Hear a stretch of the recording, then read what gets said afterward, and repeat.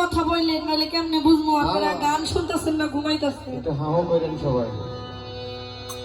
কালেমা আমরা সকলেই জানি, কালেমা লা ইলাহা ইল্লাল্লাহু মুহাম্মাদুর রাসূলুল্লাহ, সকলেই বলি সাল্লাল্লাহু আলাইহি ওয়াসাল্লাম।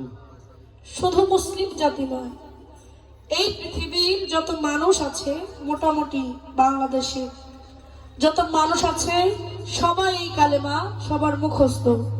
আমি তো দেখি না, আমি শুনেছি আমার দাদার মুখে 1971 সনে যখন আমাদের দেশে যুদ্ধ হয়েছে, তখন নাকি ওই হিন্দু লোকেদের দেখা দেখা নাকি মাইরা ফেলাইতো। আমি দেখি নাই, যদিও আমি শুনছি, শোনা কথা আমার। অনেক হিন্দু লোকের গুলি করে মারা ফেলাইতো, আর যে মুসলমান তারে মারতো না। তো ওই সময় নাকি অনেক হিন্দু লোকেরাও জান বাঁচানোর জন্য, প্রাণ বাঁচানোর জন্য এই কালেমা পাঠ করছে মুখস্থ করে। কি পড়ছে না বাজান?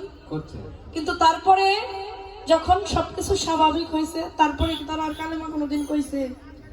আচ্ছা, ওই বিপদে পড়ে যে কালেমা পড়ছে, তারা পাঠ করছে কালেমা, তাই কি তারা মুসলমান হয়েছে? না।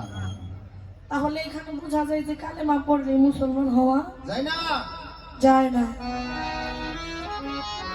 হাদিসে আসছে, মান কানা লা ইলাহা ইল্লাল্লাহু আলফা মাররাতুন বিলা তাহকিক ফাহুয়া কাফিরুন।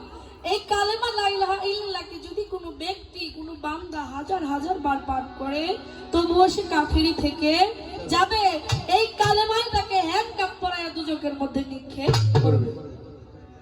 তারপরে আয়াতে বলছে, যদি কোনো বান্দা, কোনো ব্যক্তি এই কালেমাকে তাহকিক করে দেখে শুনে বুঝে সহি শুদ্ধভাবে তার জীবনে একবার এই কালেমা পাঠ করতে পারে, তাহলে এই কালেমাই তাকে জান্নাতের মধ্যে নিয়ে ফেলবে। সবাই বলি সুবহানাল্লাহ, সুবহানাল্লাহ।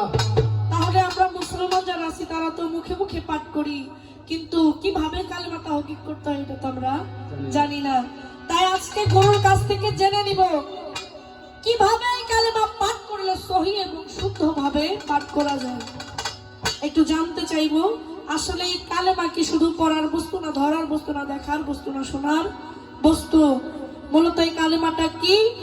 আর গানের মধ্যে এই কালেমা বিষয়ে কিছু কথা আছে, আশা করি ভালো লাগবে।